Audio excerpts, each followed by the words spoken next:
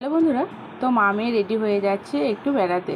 মেয়ে তো আজকে টিউশন নেই। মেয়ে বললো আমাকে একটু পার্কে বেড়াতে নিয়ে যাবে। আমি বললাম ঠিক আছে। তো এখন 5:30 মতো বাজলো।